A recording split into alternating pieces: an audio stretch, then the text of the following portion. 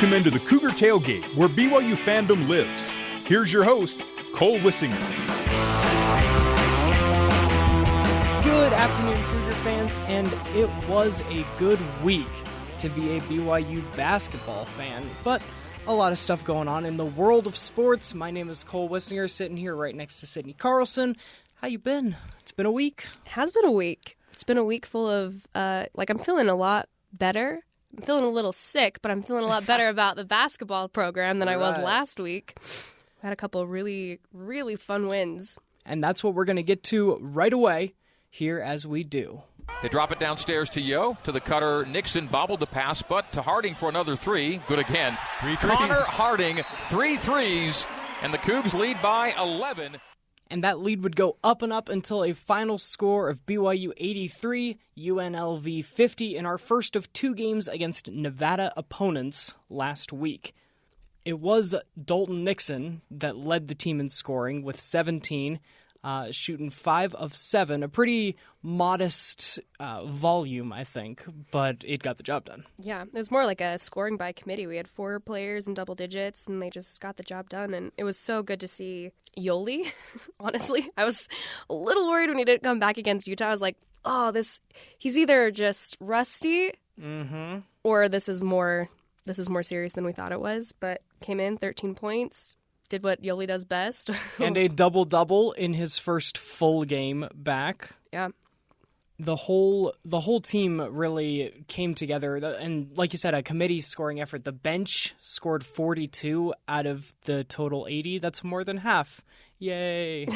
Those are the best and the funnest teams to watch is when it's a full, like a team, you know, like the word team means, is to come in like nobody's trying to play hero ball. Everybody's just doing what they're supposed to do, and they're getting it done. And we owned the state of Nevada last week, which was kind of fun. Because the other game was against UNR. Jumps into the paint, floats it up, and Yoli swats it off the window. Came from nowhere. Haas, Toulson, Barcelo, 3, good! 3-pointer, left corner, A-B for 3, and the Cougars by 28. Game-high lead tied, 67-39. Tremendous ball movement and a great finish by Barcelo. And that score would go up more as well. BYU 75, the Nevada Wolfpack 42. So that's a combined, quick math, 155-92 against Nevada teams in 1 week. Guess what? Yoli Child's second game for a full game, second double-double as well. That's the double-double-double for the week. What I'm hoping is happening is coming off that Utah game, this BYU squad is saying, like, I'm going to steal a phrase that I heard from Chad Lewis this week, which was that they came in, remember the Alamo, like we're not going to let what happened at Utah get us down or happen again. And so they just came out all guns blazing. And they didn't let up. You know, again, the bench got a lot of action in the Nevada game as well, but they kept scoring and it kept being efficient, right? At some point in this season, we're going to need that bench, and they're getting valuable rep time here in these early Mountain West kind of games. Absolutely. In this game, we had 5 players scoring in double digits, which is wild. I enjoyed that the Nevada official Twitter feed after the game sent out a final score, and they had BYU's final score, and next to Nevada's, it was just like a shrug emoji, like, ooh, sorry, we didn't show up. To which The Rock or like the official BYU Basketball or one of our Twitters retweeted at them with the scoreboard from Space Jam saying like BYU... it's kind of one-sided, isn't it, versus Nevada's 42. Yeah, which is great for us. I love being on that side of Nevada. Because that's how I felt after the Utah game, is that we were like, ooh, we don't know what to tell you. But to have 2 like really dominant back-to-back wins coming off of that disappointing loss is really encouraging. And I think that this team is maybe just they've just decided, you know what, we're better than this, and we're going to pick up and move on. And after allowing over 100 points, now granted in overtime, but quite a few points to Utah on defense, Nevada had been scoring pretty well this season. BYU held them to 42.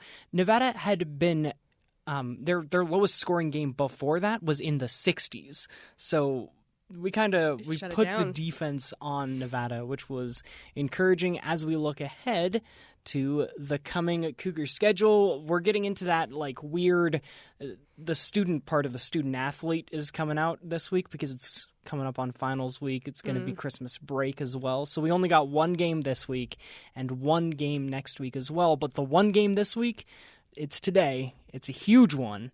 It's Utah State. A Utah State team that is kind of rolling over opponents. They beat Weber State earlier, 89-34. Like, that is a little scary to look at. And obviously we haven't played Weber State yet to compare that, but it's almost mean to beat someone by that much. I'm just like, oh man, he's already dead, guys. He's dead. But stop beating the old horse. Yeah, their only loss is to St. Mary's, and obviously it's an in-state rival, so tensions are going to be higher.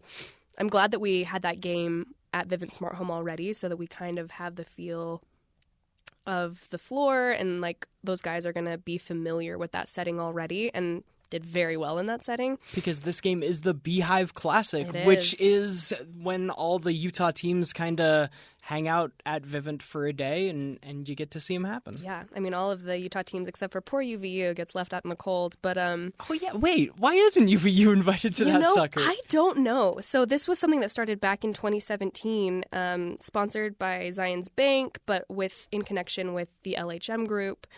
I think they just wanted to kind of revitalize some of these in-state rivals that have been kind of dormant. Like Utah hadn't played Weber State since 2011 when they got rolled over by Damian Lillard, and so they said, no, thank you, we don't want to schedule Weber State anymore.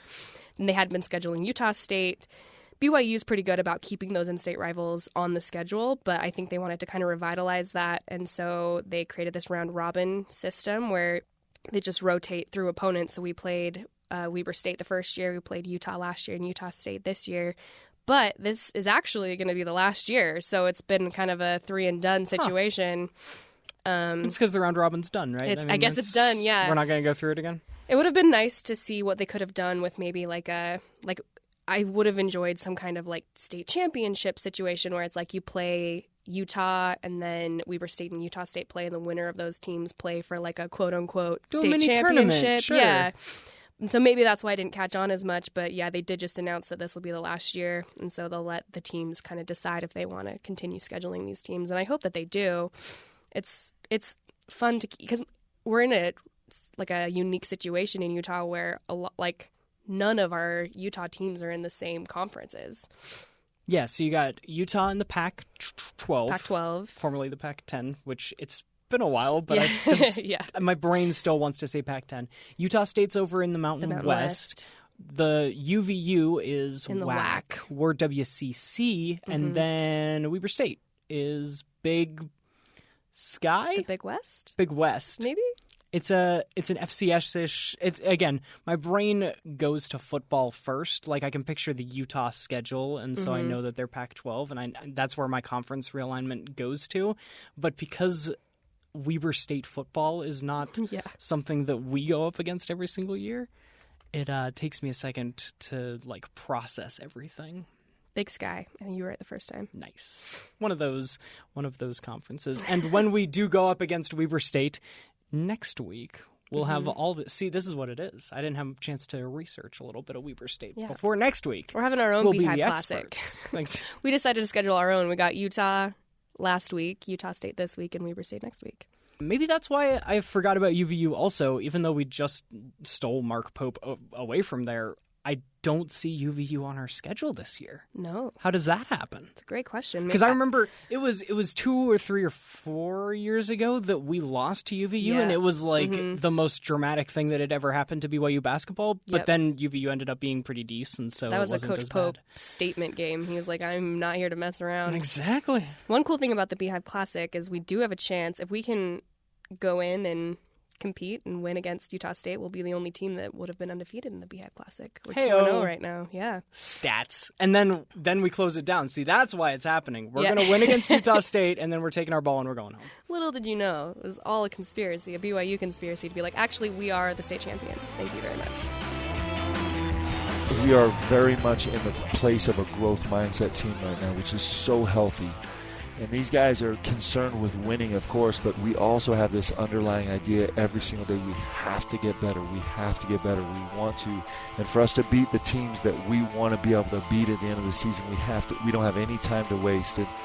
as a coach, you kind of sit back and be like, all right, when are my guys going to take a breath? When are they going to not really bring it in? And so far we're 12 games in, and that hasn't happened yet. And that is a tribute to the insides and the veteran leadership and the commitment of these guys.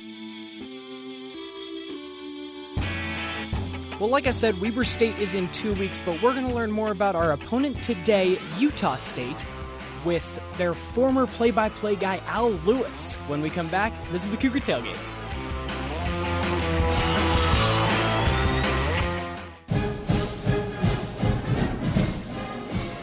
Welcome back to the Cougar Tailgate. I'm Sydney Carlson, and as we look ahead to tonight's matchup with Utah State, we've brought in a little help. Joining us now on the program is former voice of the Aggies, Al Lewis. Al called more than 1,000 football games and basketball games for the Aggies from 1995 to 2016 and is synonymous part of the Aggie program. Al, thanks for joining us. No problem. It's good to talk to you. Yeah. So as we look ahead to tonight, I just want to get a little bit of your background. So talk to us about how you kind of got involved with Utah State Radio. Well, I was always in Logan. I grew up as a kid watching the Aggies. I've lived all but 3 years of my life in Logan. I've worked at the radio station KVNU here in town. It'll be 48 years this next year. I came up here. I actually started doing some radio when I went to Las Vegas in high school. My father got another job, and that's the only time I haven't lived in Logan in 3 years, so I've always followed the Aggies. And one of my parents' best friends when I was a kid was a guy by the name of Carl Cloggis, who did Utah State games when Merlin Olsen played and when Cornell Green played in basketball and Max Perry. And so when I was a kid, I watched him and I said, okay, that's the kind of job I want to do. Unfortunately, eventually got a chance for a little while in the 70s and then back again starting in 1995. You saw it and you went for it and you got it. Yeah. I love that story. Do you have a favorite memory of calling a Utah State game? Oh, well, yeah, well, you've got lots. I mean, because they've had championships and different things. I mean, it was really neat to finally, call a bowl win. Utah State hadn't been to a bowl game much, and then we got there, and I actually worked a little bit for Chris Tunis, who used to do stuff for KSL and for BYU a long time back. He lost his voice the night they played the Las Vegas Bowl, so I did his reports for him that year before I got back into doing things. But, I mean, to win bowl games, the fourth quarter that they had against Toledo once in a bowl game when Kerwin Williams, who played for a while in the NFL, he had 200 yards rushing in that quarter and just huge plays. Get a chance to, win. Probably the number one highlight probably would be how Utah State beat Ohio State in the NCAA tournament. It was Stu Morrill's third year as coach. And the Aggies came back and tied the game in regulation and then won it in overtime and won a game in the NCAA tournament, the first time they'd won a game since back in Liddell Anderson's years of coaching the Aggies. So that's probably it as far as an individual highlight. But, players and moments and different places and having a chance to go to all the great football stadiums where Utah State's played and giving a chance to go to all the kinds of NCAA games over the years, all of those are highlights. And they're all fun. I liked all of them. I was actually going to ask you, you've obviously been around college athletics for a really long time. Is there an arena or a stadium that sticks out to you as having one of the best atmospheres? Well, I got a chance to do a basketball game at Cameron Indoor Stadium in basketball, and that's great to be at Duke. And when Utah State played back there a couple of years ago, had a chance to do a game there. That stands out. I'll tell you, I thought Williams Arena in Minneapolis when Utah State played Minnesota in a preseason NIT right after they'd been to the Final Four. It was one of Larry Eustachy's teams. That was a neat building to do a game. You're right on the front of the balcony looking over a raised court. It's kind of a neat old barn place there at Williams Arena at Minneapolis at the University of Minnesota. In football, I mean, LSU, Alabama, Clemson, Georgia, all of those places around here, we think we've got great home fields. We think we have big stadiums, but it's nothing like going to a game in the South and having a chance to see how those people react before and after and during the games, and to be around those little college towns, to go into Athens, Georgia, where you can't find a park anywhere because people from all over Georgia are coming in there and, to be around the hedges there. I mean, those kind of things stand out. Oh, I totally agree. I had the chance to go to Tennessee this year, so I know exactly what you're talking about as far as the South. Same kind of deal, yep. With the boats coming in at the one end of the stadium. That's really neat there. Yeah, it's incredible. I would say, though, that Utah State boasts a pretty loud and pretty aggressive fan section at the Spectrum. Like, talk to us a little bit about that atmosphere and what you think is unique. The home court of the Spectrum in its days, and I'll tell you, Craig Smith and the Aggies are getting back to that a little bit. The students have been the major part of that. I mean, Utah State gives almost 4,000 tickets a game to the students in a 10,000-seat building. And when they get a big game, or they get a BYU, or when we used to get Utah coming here, or whatever, I mean, it was as loud as any. I mean, when national broadcasters would come in and do games, they'd say, how in the heck is it like this all the time? And you'd have to almost say yes a lot of those years when Stu Morrill had it going before. When Utah State was on a roll. It's an amazing building. It's loud. You're right on top of the game. And it is a great home court advantage. And, to be honest, BYU's done a pretty good job the last couple of times that they've played in the Spectrum. They've probably beaten the Aggies at home about as much as anybody has over, the last 20 to 30 years of basketball. I bet BYU maybe has won as many times in the Spectrum as about anybody. Well, that's what we like to hear, for sure. But I know it's always a little intimidating going up to the Spectrum. Okay, that's fine. Do you have a favorite memory of calling a BYU-USU game, or even just being a fan your whole life growing up? Do you have a favorite BYU-Utah State memory? I have a memory when I was a kid in the old field house, and BYU came to town with a good team. And I remember a guy for Utah State named Pete Eniga. He was an inside player for us, like a 6'7", 6'8" guy who couldn't stand anybody. And somebody for BYU made him mad, and all of a sudden there was a huge fight. And I remember guys from both teams running after each other. There was cages at the end of the old field house that we had, and I remember that as a kid. And then the other one that stands out for some reason in mine is when in the 80s, I was doing public address at that time in the Spectrum, and Greg Grant stole the ball from Avery Parrish at half court and got it in, and we won the game right at the end of regulation to beat BYU in a great comeback. Those are the two that stand out in my mind. I remember one time after a BYU game, I was supposed to interview Dutch Belknap after he was done with the game, and it was a double overtime game at Provo that we lost, and the assistant coach came out and said, Dutch can't come out because he's laying down after that game. And so I talked to one of the assistants after that. So, I remember those things. Those kind of things stand out. There have been many, many good BYU-Utah State basketball games.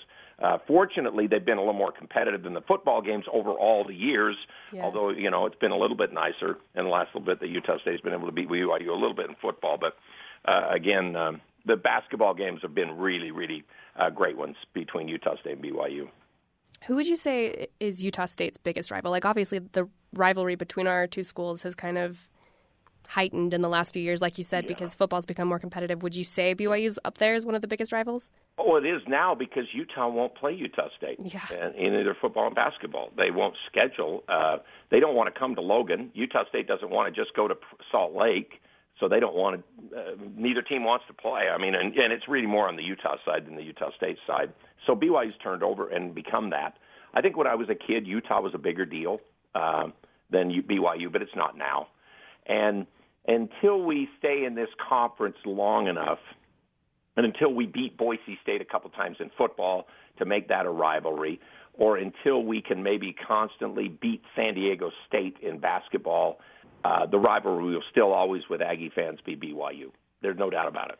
Yeah, so this game tonight is got all sorts of... means a lot, and again, BYU's had the number lately, so Utah State would like to break through. And, I mean, I think BYU just overwhelmed Utah State last year, the game in Provo, and I think BYU maybe is a better team this year than they were last year. So, it'll be interesting to see. Utah State's not at full strength, ready to play because of Neemias Keita just coming back from the knees, played 10 minutes against Fresno, didn't play the other night in the exhibitions. They try to get him back into it.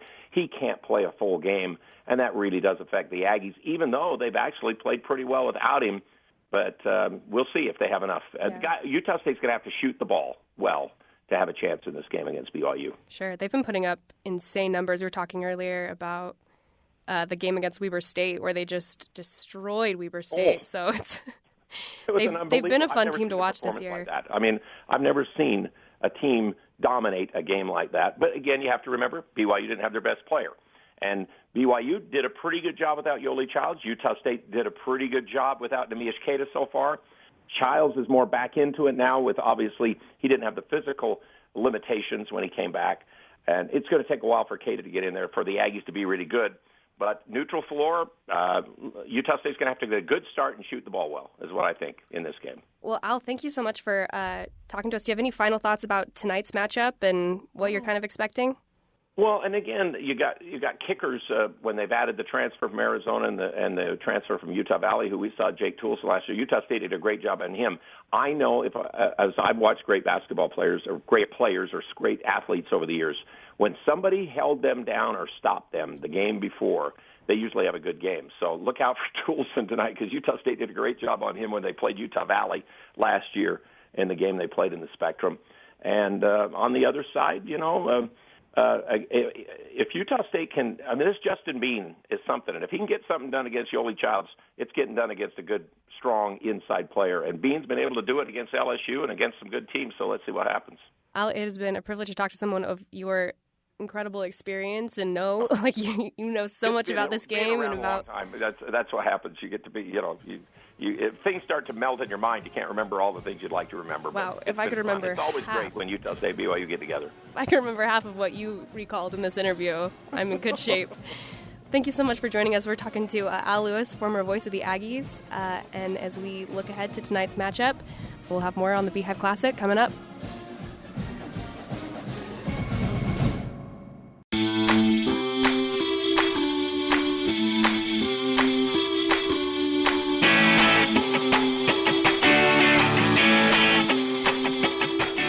Welcome back into the Cougar Tailgate. I'm Cole Wissinger with Sydney Carlson, who just finished talking to Al Lewis and teaching us, I think, all a little bit more about the history of Utah State basketball.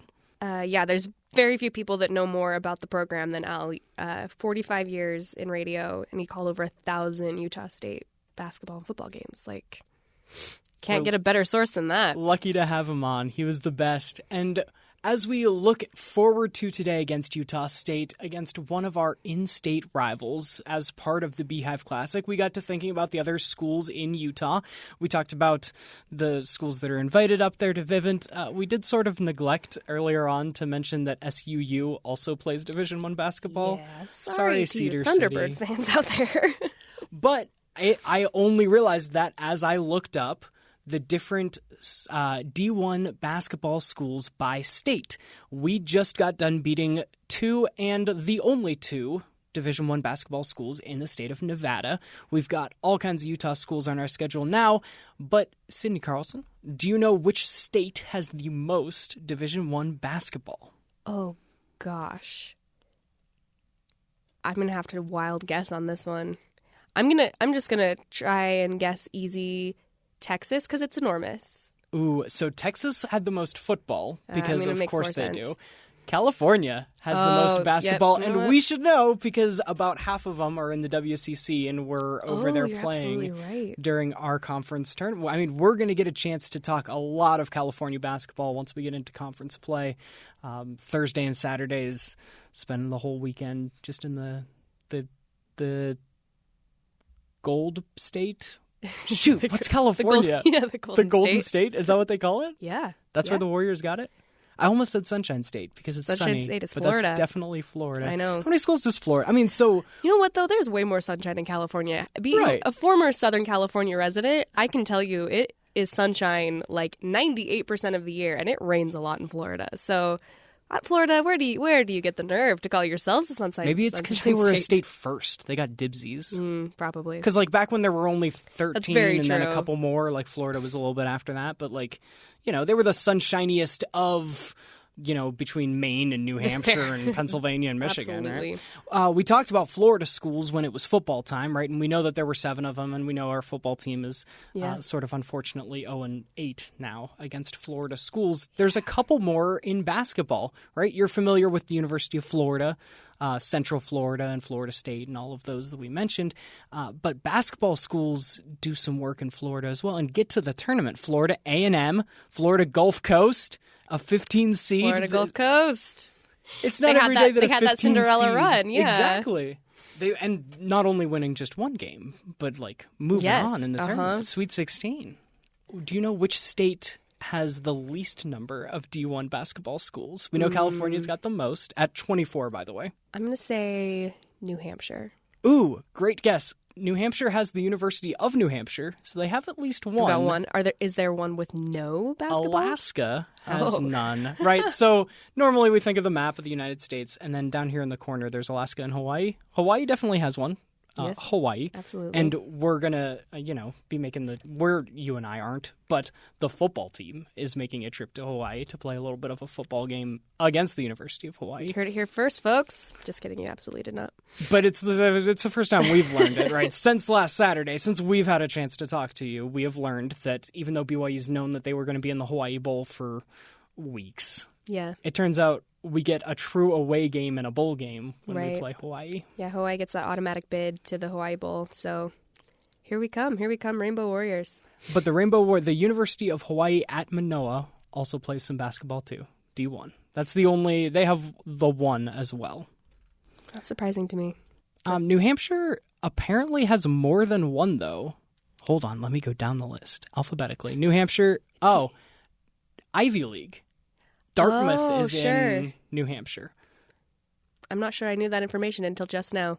See, if you asked me where Brown or Cornell or Dartmouth or, I know that those are Ivy. I mean, Harvard's in Boston. Yeah, I knew that. And MIT Yale's... is there too, but MIT's, I don't think they do basketball, right? But Harvard is Harvard. Yeah. Princeton, Princeton's in New Jersey. I would have guessed Rhode Island. There's one in Rhode Island, isn't there? Isn't one of the... I suppose I could, look at this. Oh, Brown is the one that's in Rhode Island. Okay, yeah. For Rhode Island's only this big, right? Rhode Island's the size of Salt Lake County, or smaller probably. Brown University, Bryant University, Providence College, and the University of Rhode Island are all in Rhode Island? All in Rhode Island. All play D1 ball. What about Connecticut? I bet you got UConn and Yale. UConn is the flagship as far as Connecticut goes, and through the tournament and everything, sure. we know their men and women's teams are oh my god, dominant. Especially women's basketball. Yeah. Central Connecticut State University. Sure. The power we that all they know. are. Yep. Mm-hmm. Then UConn, Fairfield, Hartford, Quinnipiac, Sacred Heart, and it's not Harvard, but it's Yale. Yale is the one that's in Connecticut. Never underestimate geography. Ohio was another one of the ones. I remember Ohio and Pennsylvania when we talked. So this is a sequel segment, I'll say. Terry South and I had a conversation about different states' football programs a few months ago on the show when it was football season. But it's basketball now, so we got to familiarize ourselves with the basketball map. And honestly, being in the WCC and playing other Utah teams, BYU doesn't become too familiar with that East Coast jumble that we're talking. Right. Ohio and Pennsylvania, though, were the two states that had the most D1, 2, and 3 combined football programs, right? Texas is Texas. Yeah. They've got the most D1 football.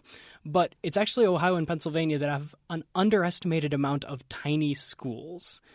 D1 basketball, they're about middle of the pack, both of them. Ohio and Pennsylvania, both in the teens, right? Nothing to match California's 24. But Ohio specifically, the one that I would like to mention, one of my favorite teams growing up was Xavier University. Xavier. Because when I was 9 years old and I was filling out my very first college basketball bracket, I saw that there was this team that I had never heard of before, and their name started with an X. And so I picked them to go to the Elite Eight. And guess what? They did. And I beat in this little bracket challenge between me and my 9-year-old buddies that actually watched college basketball. I won because I predicted that Xavier would move on way past when they should have. And so since then, I feel an obligation to Xavier to pick them for at least one round every year that they are in the tournament. And it normally it pays off for me. Me and Bill Murray. You and Bill Murray. The Xavier Musketeers. For some reason, their name rang true to me that the BYU had played them. And sure enough, 2007, lost 2 points in the tournament. So not one of my favorite teams, Cole. I don't know. I don't know why. It was, 2007. Yeah, I was. Yeah, this was a bit before that, but it was very disappointing whenever I started getting into college football that I learned that Xavier didn't play college football. It's just a basketball obligation for me. Mm-hmm. All right. But so Texas, right? We mentioned you thought that Texas might have quite a few, and they do. 21 schools in the state of Texas that play college basketball. To California's 24. To California's 24. Can you remember a couple of them? And UT. Well, we played UT Tyler earlier on in the year. In preseason, right? In preseason, Yep. That one counts? I'm Texas A&M. Well, I got one for you. I was in Texas, just traveling around for fun about 2 months ago, and I drove by the statue of a one Sam Houston. Now, I don't know what he did to contribute to the state of Texas to deserve a statue, probably something impressive, but I recognized the name because Sam Houston State is a school that has been to the NCAA tournament before, and honestly, when I first passed it, I had, in the corner of my eye, I thought it was Stephen F. Austin, another guy with a last name that matches a city in the state of Texas that also has a basketball school. So that's a couple other... Again, I know my Texas geography not because I have been there the one time, but because of college basketball. Got Texas Tech. Mm-hmm. A&M, Baylor. How about a couple... Baylor. There was a game. We played Baylor in the Marriott Center. I'm not sure. It would have been probably 2012. One of the loudest basketball games I have ever been to. Like, Cougar Nation came out strong, and they were ready to stick it to Baylor.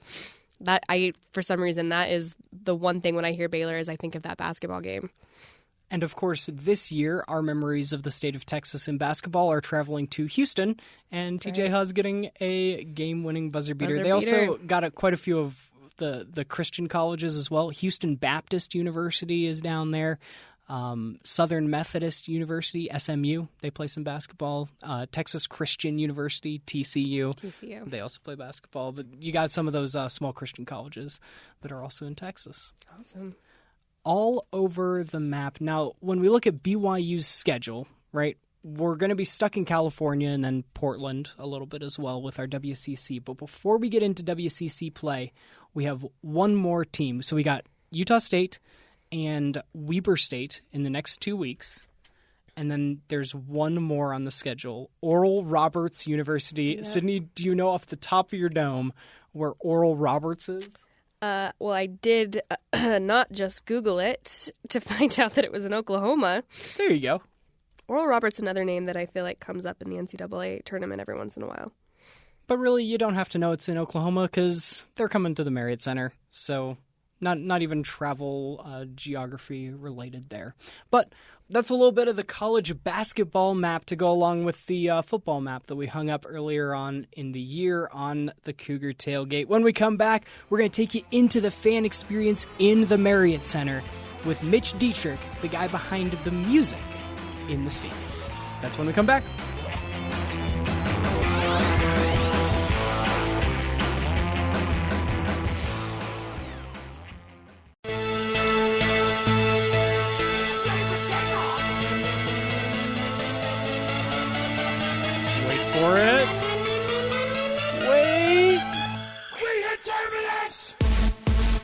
Welcome back into the Cougar Tailgate. My name's Cole Wissinger. This is Turbulence by Steve Aoki, which gets us in the mood for some basketball around these parts. In the Cougar Tailgate, we try to give you the whole fan experience, but there's a certain part of the game day vibe that just doesn't translate when you watch it on TV or listen on the radio, and that's what we want to bring to you today. I've got Mitch Diederich. He is a marketing intern for BYU Athletics, and his specific job is to be in charge of all that music that you hear in the stadium. Mitch, welcome on the show. Thank you. Thanks for having me. So let's start off. First off the bat, what is your favorite song to play BYU football, BYU basketball games?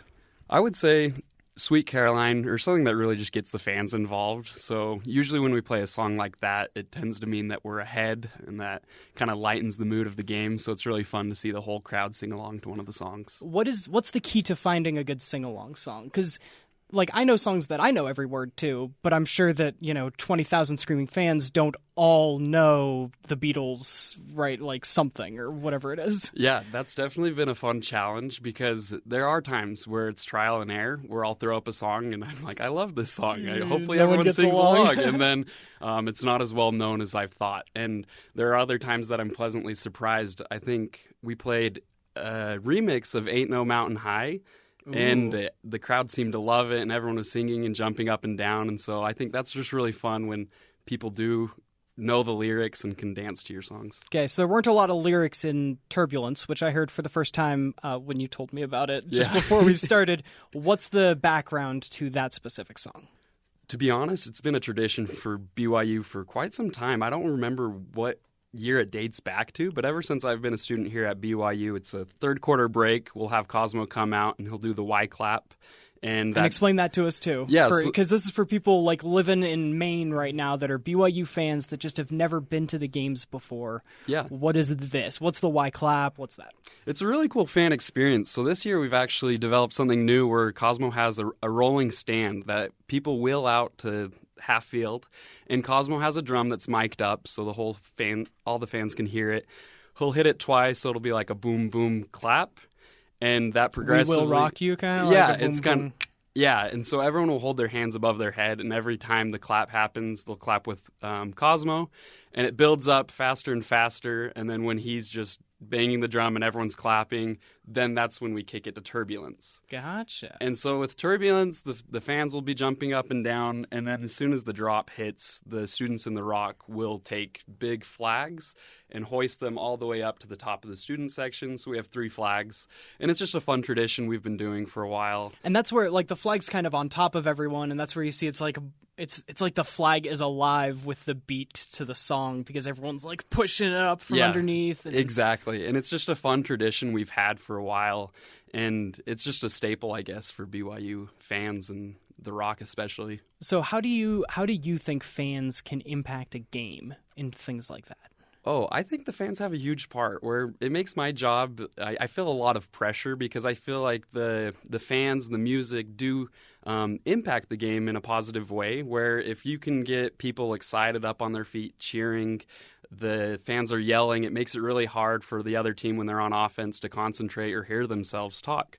And so if we can cause the other team to cause a timeout because of how loud the stadium is, that's when my job has succeeded, or when the fans, I guess, when we all win, is just trying to throw off the other team and give that home court advantage to our players. You're important. You're like our conductor, right? All the fans are out there, and you're the one kind of giving them the cues. How do you ride the tone of the game, right? Like, how do you know when to play a really upbeat song, or if we're down by 50, like, how does that make your job harder? It's been really hard. So this is actually my first season doing music for BYU athletics for football and basketball. I've done volleyball before, and that's a little bit easier because it's just on me. I think at volleyball games, it's just the music computer, but we have band that also switches off with us. And so at the beginning of the season, I used to kind of script out my music and say, hey, at this quarter it might be good, or this break.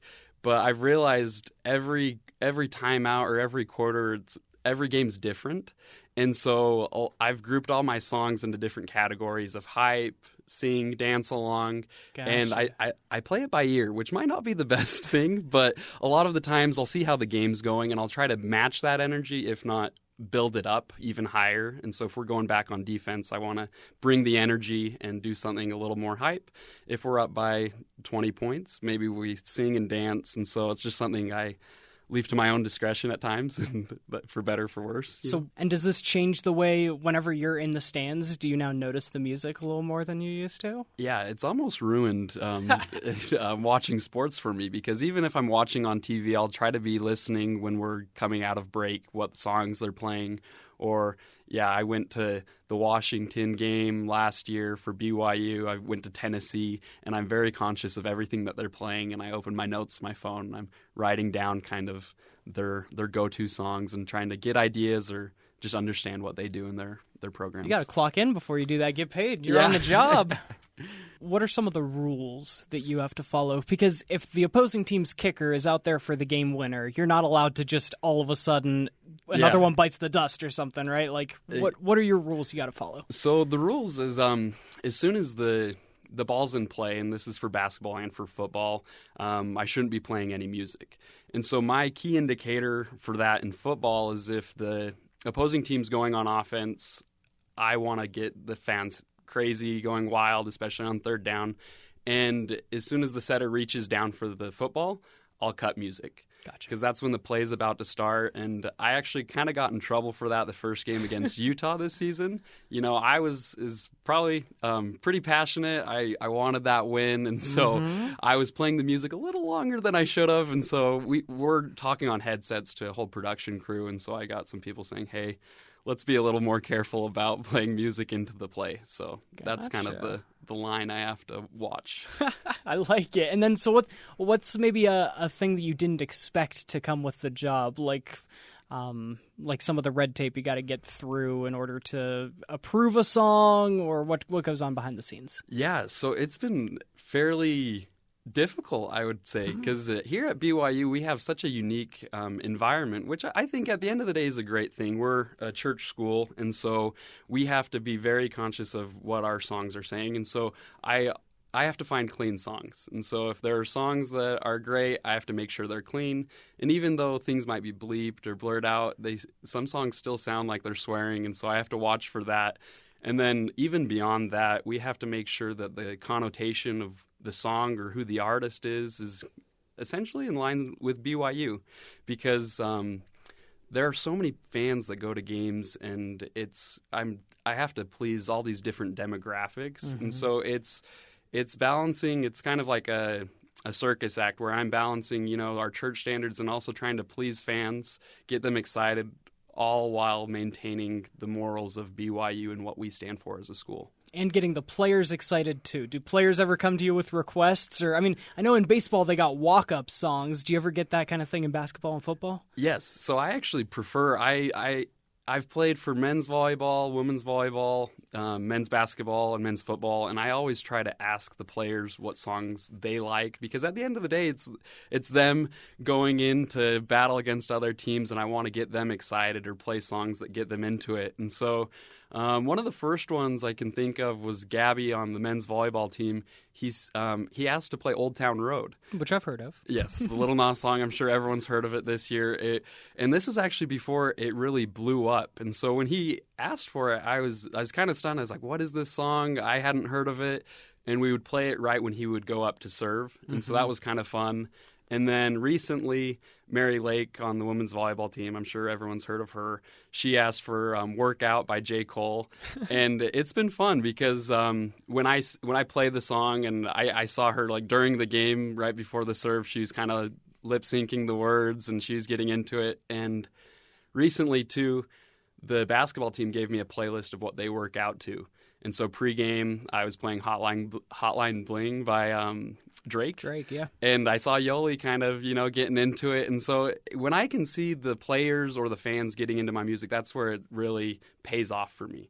And to see like visually that they are getting into it and that they enjoy it, that's kind of the cues I take that I'm doing a decent job. Have your music tastes changed at all doing this job? Like, do you find yourself when you go to the gym playing some of the songs that you recognize from the games? Yeah, definitely. I was actually asked to make a mix for pregame for basketball recently.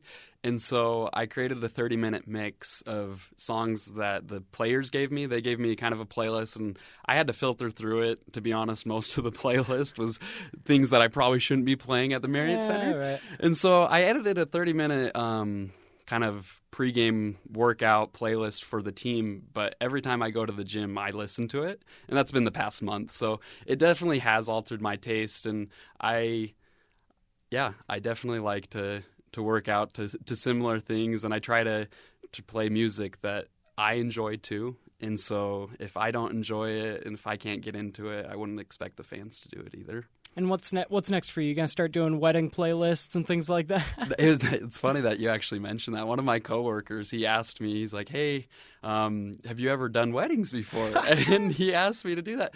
And it's interesting because I will say I'm not the most qualified person for this job. I'm super honored to have the opportunity to play music at these games, and it's still a learning curve for me. And so I love. I think what the important thing for me is just influencing people in a positive way. If I can see on the Jumbotron, if we're doing a lip sync cam or dance cam, a kid and their parents dancing or just getting into it, it's really it's really gratifying. And so, yeah, I guess I could try to get into weddings, but for now, I think I'm just going to stick with basketball and football games. Well, you do it well. Mitch Diederich is in charge of the music, the stuff behind the scenes when the fans are up and dancing and singing at BYU. Men's and women's volleyball in the past, and football and basketball right now. Thank you very much for coming on the show. I appreciate it, Cole. Thank you. When we come back, we'll wrap up the show. You're listening to the Cougar Tailgate.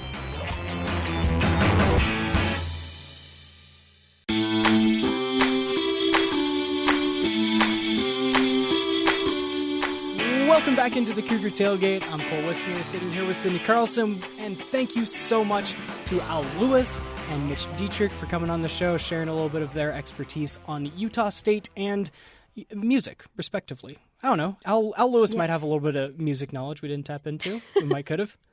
When I was talking to Mitch, I got to thinking about the one song that you hear during football and basketball games that we didn't talk about, and you hear it every time.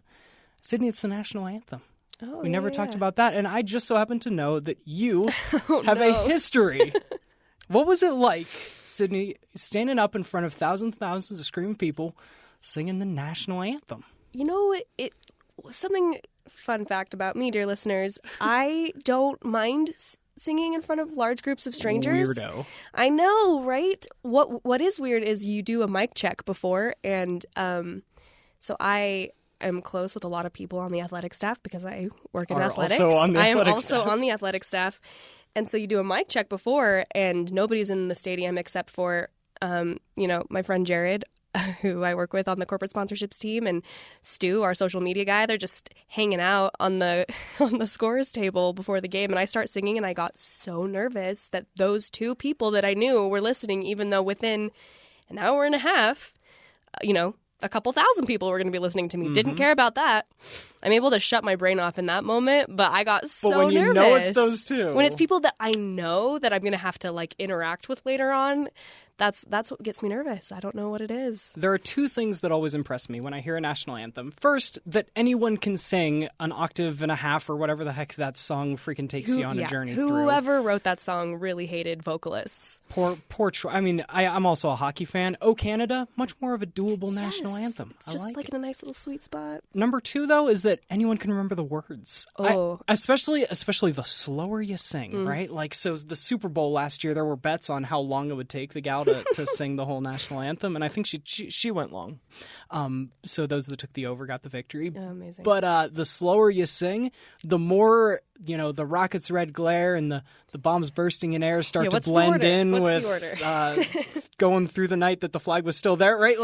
It's supposed to rhyme, but the slower you go, you don't remember what you're supposed to rhyme to. And it's a song you've heard your whole life, and then the second you get up there to sing it, it's like you've never heard the song in your life. Like somebody has just handed you the words and you're supposed to go out there and sing it, even though you know it. Mm-hmm. So I sympathize with people who get blasted on social media when they forget the words, because there is an element where it's like, okay, I know this song. I've practiced it 100 times, but there's an element of getting up there and shutting your brain off to the fact that you're, performing in front of thousands of people and getting a little complacent maybe with the words, and all of a sudden you're standing up there, you're drawing a blank, and the crowd is having to help you out.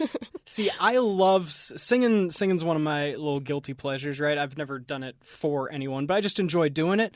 Words are not my specialty. I'm sometimes impressed I can remember that Sweet Caroline goes dump, dump, dump. I just kind of blend the words whenever I end up singing. And so if I was if someone got the dumb idea to have me sing the national anthem for a Little League game, I would have a piece of paper 2 inches from my face, making sure I remembered every single word. Listen, I know some people that can get you to do it at the Marriott Center. You should not have told me that. So. Not a professional singer by any stretch. But yeah, impressed by anyone that gets up and does it. And it's just another part of the musical tapestry that makes up live sporting events that sometimes you miss out on TV. Yeah, some of that game day experience. Yeah, that's true. They don't normally do it on TV except for the big games. They get a special artist to come and do it. We actually have had some really amazing high school, junior high choirs do it that are so impressive. And they file in like a cute little army choirs, and they just, I don't know, it's really impressive to see what those kids can do. Super professional out of the kids. Yeah. Great. Well, we've had an awesome time here on the Cougar Tailgate covering all the music that you hear at the game and especially getting you ready for Utah State. Tip-off is at 6:00 p.m. Mountain Time. So we are T-minus 5 hours and a little bit until Utah State. They were ranked earlier this season, still have a fantastic team, 10-1 record. Right now, ESPN's little pie graph, but it's not a pie, it's a donut. Their little donut graph thing gives Utah State a 50.1% chance to win this game. That's doable. We can do this, yeah, it's Cougar doable. fans.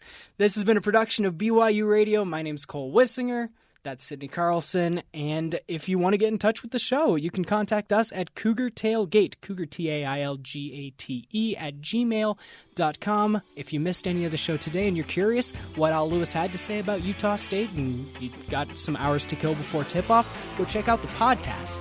You can get that wherever you get your podcasts, on the Google Play, Apple, or Spotify, any other kind of store that you go to get that. Or catch us every single week, every Saturday, even through the Christmas break, right here on BYU Radio, Sirius XM Channel 143 and 107.9 FM in Utah County.